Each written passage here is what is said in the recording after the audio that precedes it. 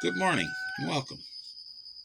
Today, let's take a look at how do we store some of what we've grown and what are some crops that we can store easily that will produce a lot and store long term. We're going to look at sweet potatoes and winter melon or wax melon, ash gourd, goes by a lot of names.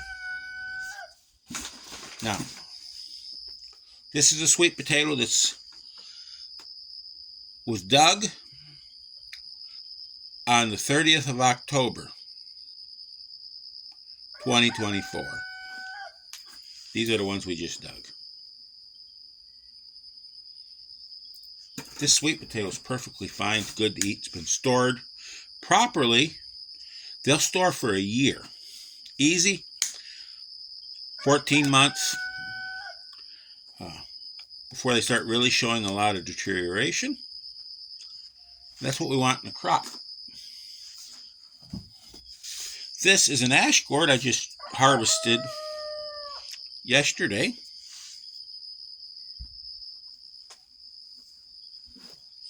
This is one that's a little over a year old. Other than it's dusty, again, it's heavy, it's perfectly fine. Not a whole lot of difference between the two of them. So how do we store these crops? Well, first we'll start with the sweet potato. Ash gourds are easy, but we will get to them in a minute. But sweet potatoes require curing. And if you don't have one, I do recommend you get a book like this. It's called Small Scale Post-Harvest Handling and Practices, a Manual for Horticultural Crops. This is the 3rd edition.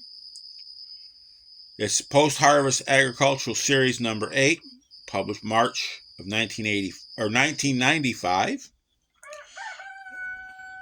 Lisa Kidanonja and Adele Crater, Department of Pomology, University of California, Davis, California. Very, very valuable book.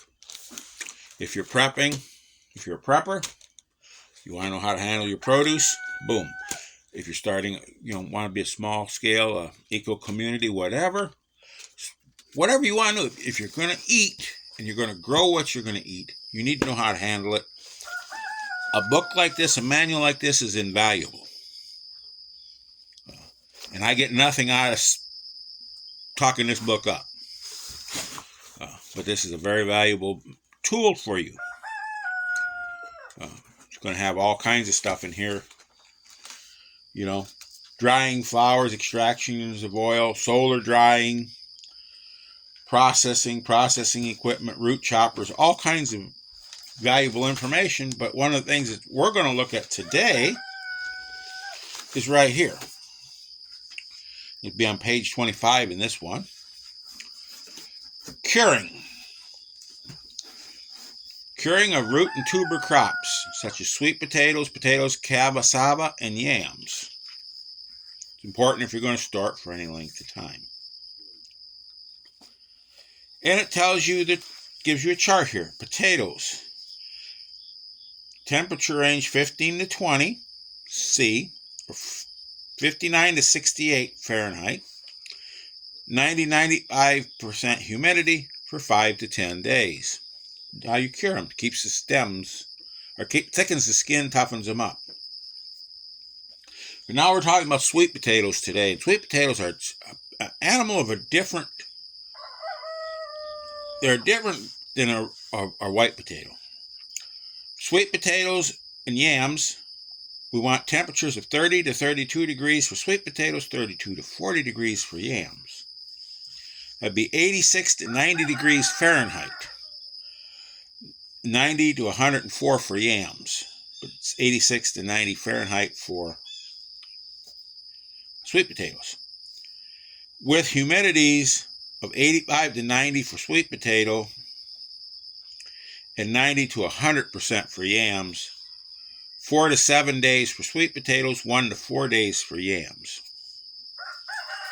Now, if we're in a warm climate, we take and dig these, put them in a big old pile, and throw the vines over the top and let them set in the sun. We don't want light on these. We want them in the dark. We want that humidity. We want that heat. So what I do here, though, is I bring them in here into the sunroom. And I'll cover them up with tarps and keep them. Now, once they are cured, we want to keep them warm also. Sweet potato, we want to keep warm. I keep mine in the kitchen behind the stove, the wood cook stove. So it's probably about the warmest place in the kitchen. Keep them, probably about that 75, 80 degree. 65 maybe, the coldest temperature. And that preserves them. They stay real nice. And they'll be really just like that in a year's time. If everything's done right and they're not diseased or, have a bunch of big cuts in them or something. And, that's the kind of stuff we want to keep. We want food that we can store and use long term. It doesn't do me any good to grow all these sweet potatoes. There's a lot of them here. That's a gallon, got a 4-gallon milk crate. That's a 6. I've got these boxes here.